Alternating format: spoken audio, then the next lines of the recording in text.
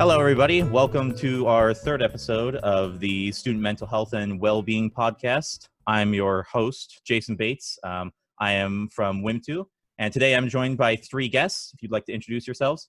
My name is Whitney Boroski, and I am the Manager of Student Health and Wellbeing. My name is Bennett, and I'm the Director for the Center for Student Mental Health and Wellbeing. My name is Dayna Browning, and I am the Assistant Director of Outreach and Education at the Center for Student Mental Health and Wellbeing. So the goal of today's podcast isn't necessarily to update us on the other two episodes about all the COVID happenings around the world. Instead, we've got some exciting news about a merger that's going on campus. Would someone like to explain what the merger is? Sure.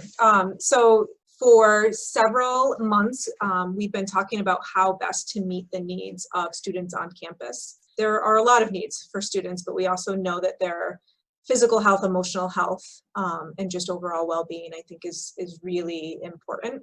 We started talking about how to do that. It's also part of the JED initiative on campus. And so part of the JED initiative is talking about mental health and substance abuse, as well as suicide prevention. Programming and education. And so we really wanted to build a comprehensive model. And so those conversations happened of how to best meet the needs of our students. And we got to the point of talking about merging counseling services with student health and wellness to really build, I think, the knowledge base for our students of how to take care of themselves during college and then also after, right? The initiative is not just about during their college years. It's also how do you take care of yourself for a lifetime? I think some of the really exciting things to kind of bounce off of what Amber said is that I don't think students always realize how much staff and faculty work together to provide something for an entire student body. When you're talking about the campus community at Michigan Tech and looking at the students, that's a big group of students, and we need to really equip students, especially when it comes to mental health, to have the tools in their toolkit to succeed here and then after graduation. So that's something that this group has done for a long time. I don't think it's a secret that we all collaborate and work well together because we have to, right, in order to serve our students. But it became more evident as this group started working more and more in the last year that we need to have a bigger focus and a broader focus on prevention. I've heard Amber say it, and Dayna, I'm sure you've said it too, but I hear Amber say it a lot, that we can't hire our way with counselors out of a mental health crisis. We have to really work on that prevention end. And I think that holds true with a lot of health pieces, especially when you're talking about college health. So I think it was just a natural piece to this merger that if we really wanted to focus on prevention, with the work Dayna and I were doing, which we work together all the time, I'd say daily was not an exaggeration with the last few years. I think it just makes really good sense if we're looking at that prevention lens, at how much better it can be for our student population and then for the staff as well to really educate and equip our students. So I think that was part of the piece too that, as Amber alluded to, that's super exciting to focus on prevention education for our students.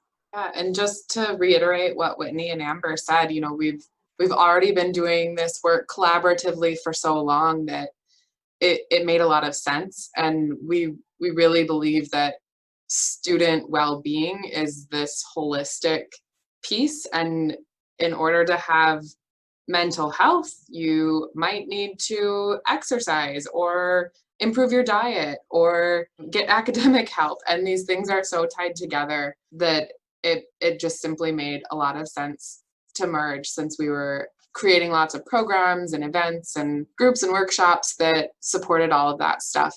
It, I think, gives us an even better way to reach students and meet their needs and help support that picture of like what the whole student looks like instead of just focusing on one small area. I think this actually comes at a really nice time looking at it from a student perspective as well, considering everything that's going on with COVID. I think it makes a lot of sense to go to one place if I'm having difficulties with this, just because when you think about it, even if I'm not physically ill as a result of the coronavirus, I might be suffering mentally, you know, as a result of having to stay inside and not being able to socialize and everything like that. So I think it's great that as a student, if I'm having issues with any sort of one of those things, I don't have to look to a couple different places to try and go and narrow down the problem. I can go to one better, more combined place that can help me with maybe more problems than I was thinking about in the first place. Right, Jason, you hit the nail on the head too, and I think it can go even broader than that. As two separate groups before, counseling and then student health, we were approached by faculty with these questions too, like how do we support our students in the classroom? And I think now that we've combined efforts and become the center for student mental health and well-being, we are able to give these resources to our professional staff to help our students as well. So it's like Dayna was saying, it's just like this interconnected piece, especially with COVID, right? I think we talked about this in the first or second episode we did. We're all doing this for the first time, right? None of us have done this before. So like grace and space, people. But I think when it comes to mental health, it's going to be a really interesting fall. And I think the more support and the more resources we have available, the better it's going to be. Yeah, and one of the super cool things about being connected and just strengthening that bond is that, you know, we believe this is a lifestyle. This isn't just a one class that you have to take and get through in college. These should be skills that can really translate to the rest of our lives. In high school, things are so prescripted, like you have your required PE time or your required fine arts or things that you have to take, and parents or school monitors or guardians are providing meals. And that's like a huge switch from lots of things being provided for you and your schedule being provided for you to you have to create it all yourself. And, you know, that can take a big toll on mental health and well-being, especially if you're missing an element that you used to have in your life. And so for us, it just really made sense to join together and help students see all the pieces of the puzzle. For what might make them the most functioning and the healthiest. I could definitely bounce off that point a little bit, because I know that since I'm moving into an apartment for the first time out of the dorms, since it's my 4th year at Tech now, there's a lot of that structuring that existed before that doesn't exist for me, because I have to do everything, you know, on my own time or on my own now. So I think it makes a lot of sense to help students get those patterns and those lifestyles down in college, so then later on they aren't floundering around and trying to figure out what the heck they're supposed to do. I think this is great. I guess the most important question I have, if I'm a student, where do I want to go now in order to get the help that I need? So the beautiful piece about this is that it means you just have to go to the administration building. Before, Whitney was located in the O'Connor House, and counseling was on the 3rd floor of the administration building. And so student mental health has not changed. We're still where we have been at, though our services will look a little bit different because of COVID. And then Whitney is right below us on the 2nd floor. And so we're excited to be able to go back and forth a little bit easier, and not only combine resources in terms of personnel and things like that, but even physically to be able to be together in the creation of programming and things like that. And so if we have a student who comes up to student mental health and needs some additional peer support, talking through different services on campus in terms of health pieces, it'll be really easy to get them downstairs, get them connected with Whitney or one of her students to have them be able to ask some questions about whether it's Upper Great Lakes or whether it's the fitness center, things like that. It'll be nice to have her in close proximity to us. Yeah, it's something that I think we need to say more about what we offer. So the Center for Student Mental Health and Wellbeing, we have a peer approach to a lot of things. I'll let Dayna talk about her group of students in a second, but everything I do in our office, I have a team of students that work with their peers to help them get resources and educate them. Of course, I'm always around to give guidance, but I think that's something that's really powerful and really important to mention, and that the students really understand that these are your peers that are helping you, and they've been there, and they're going through some of the same things that you're going through, or maybe, and they're on the same campus as you are in a very similar time frame. So I think that's something that's really important and really exciting. I would say that Michigan Tech is really doing a great job with their peer education efforts. And I don't think that all other institutions really rely on peers like we do, but I know that I rely on my team a ton to give me information on what do students need to be learning right now and how do they need to be learning it. So I think it's really, really helpful and something that's really awesome for our center. Yeah, and just, you know, another piece that I'm thinking of that kind of explains all of these factors is that what was formerly counseling services, we switched to a stepped care model 2 years ago now, where each step matches a different level of intensity of care. So a super intense care would be like somebody's in the hospital for a mental health condition. That's not something we do here on campus, but individual counseling is a pretty intense form of therapy. And a lot of our students don't necessarily need that kind of therapy when they turn to us, but a lot of students need something like a self-help resource, or connecting to a learning center on campus, or connecting to a peer health advocate. And so this merger just really binds us together a little bit more, because really everything that wellness was doing was actually kind of a step on the counseling model. And so it just makes it so much easier for students to connect with that resource and see how it all fits together. And the beauty of that is students can jump up and down. It's like a staircase. Okay, I need super intense care. Okay, I'm pretty good now. I might just need to check in and watch a YouTube video or do some meditation. And I don't need, to have an appointment or to call the on-call crisis number at those times. So it's just a really great way to connect and offer those resources as more of a package deal. I can definitely say I love that approach, because I know that there's definitely a stigma around, sort of, particularly with mental health.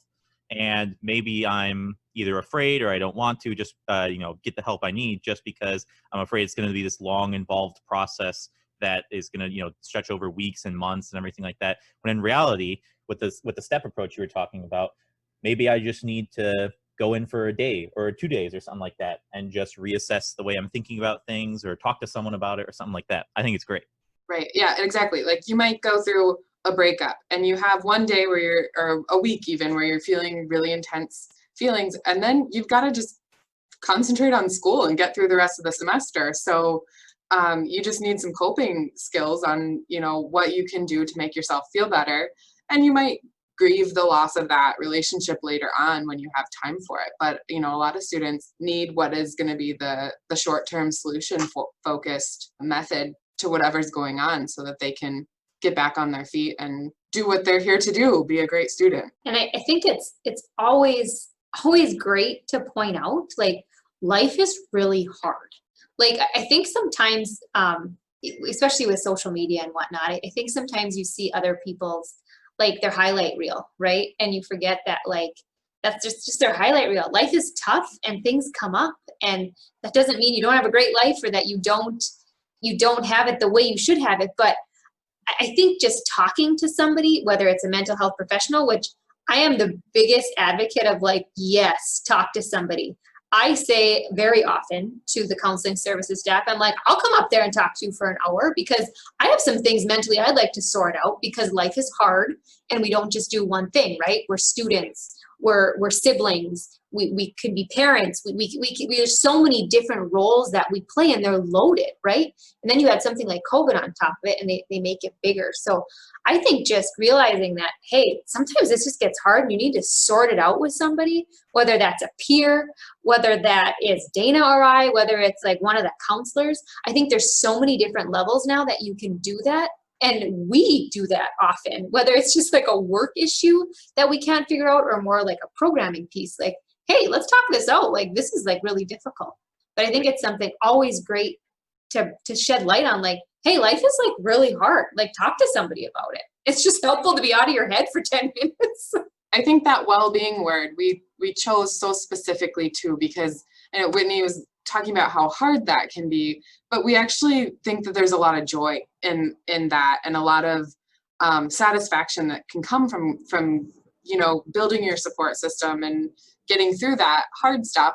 It can actually be really quite satisfying. And so it just makes sense to be that more holistic side of things in what we do, so that it's not always, I have to get through this horrible thing and then it's over. It's like, hey, this life experience taught me to do this, or I know how to deal with a problem. I can call the doctor and schedule my own appointment and get my medication, and my mom has nothing to do with it now. So I'm super self-sufficient.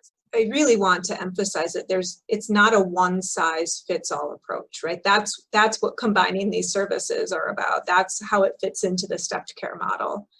That when a student comes in and a student is in need or is looking for some additional support or is looking to be proactive going forward about their health and well-being, it doesn't work to say, well, do this and do this and do this, right? There are certain elements that we want students to be sleeping and sleeping enough, and we want students to have a healthy diet, and we want them to be physically active.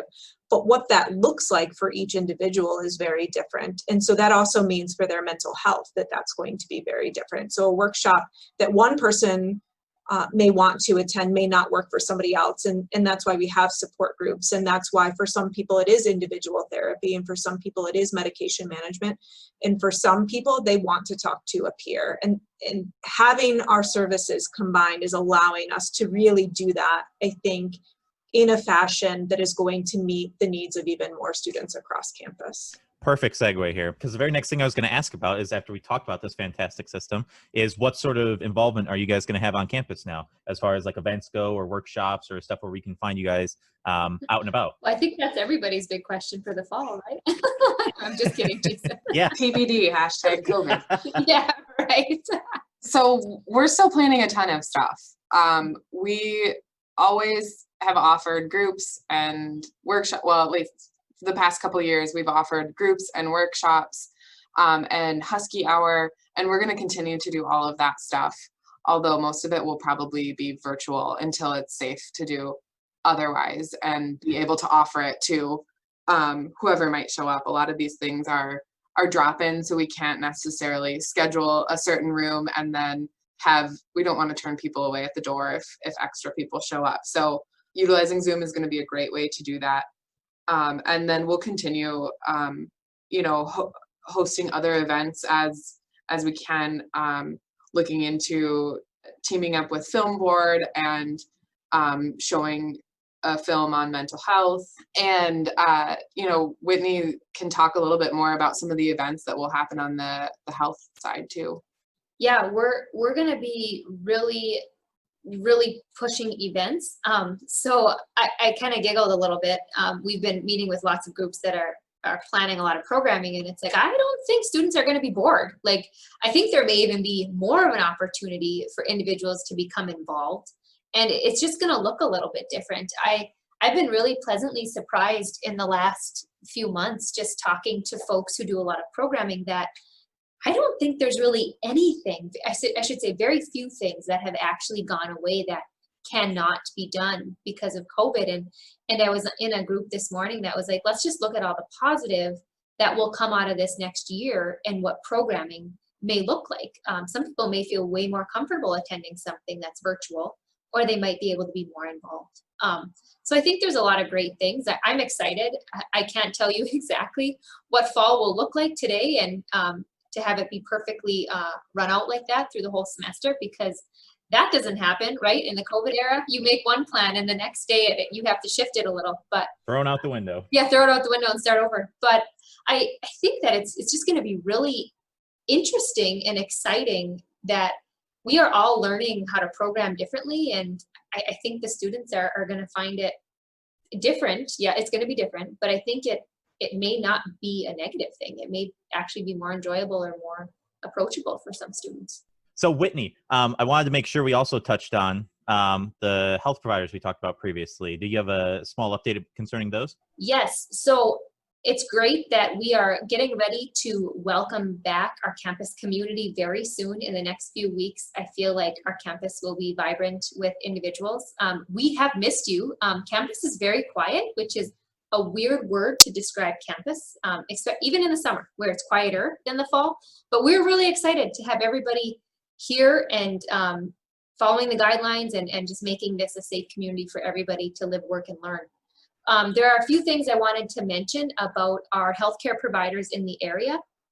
I wanted to mention that we have a list of all of our providers on our website, which is mtu.edu/wellbeing.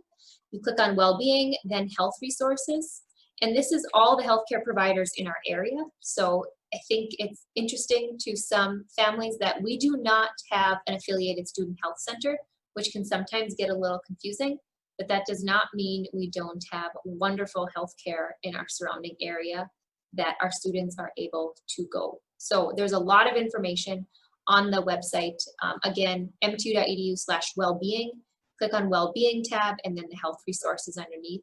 And there is a whole list on how to contact, what they offer, and there are a few providers that are awesome in our area. So wanted to make sure people were aware of that.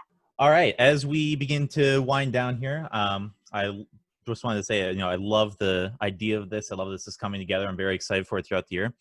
As we begin to come to a close here, what sort of takeaways or what sort of final statements would you like to provide to the student body about what to expect in the upcoming year? I think be ready to expect different. It's going to look different, but I don't think it's going to be bad. Keep in touch with us. Wellness has a bunch of social media channels: Facebook, Instagram, Twitter.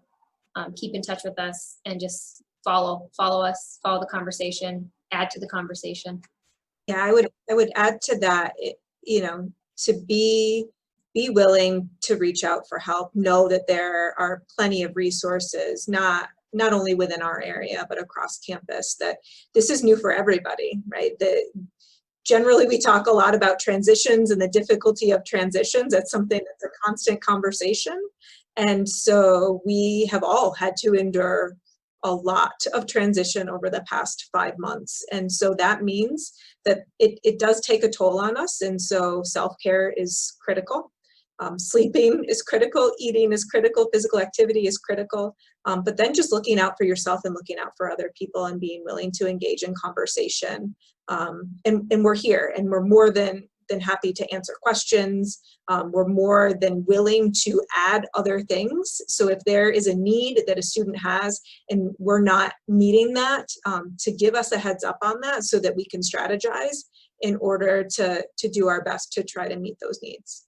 And just to kind of echo, I think it's always really strange to be a part of these times that kind of stick out in human history of like great turmoil and change.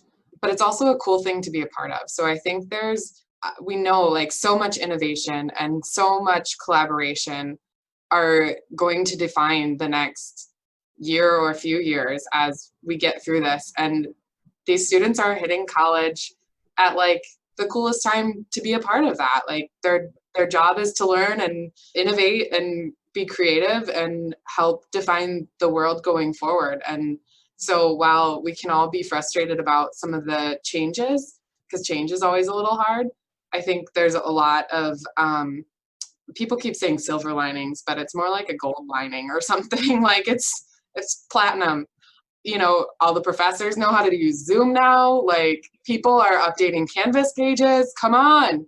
I think there's just a lot of good that's going to come out of this, even though it can be a little bit tough wading through it in the moment. Awesome. Thank you all. I appreciate all three of you joining me today. I want to offer a quick reminder that if you want to stay up to date with any information regarding stuff happening during the fall or anything that might be happening from day to day, you can go to mtu.edu/flex. You can also follow the Facebook, Instagram, and Twitter accounts for Michigan Tech Wellness. For all things mental health and well-being related, you can visit mtu.edu/well-being for more resources. Remember, life is all about staying balanced, and it's easy to feel like you're unbalanced with everything that's going on in the world, whether it's physically, mentally, anything like that. Keep in mind, the Center for Student Mental Health and Well-Being is here to help you tip the scales in your favor, and they will keep you on balance and keep you prepared for the rest of the year. So make sure you take care of yourself, especially in trying times like this, and thank you for listening. Have a great day.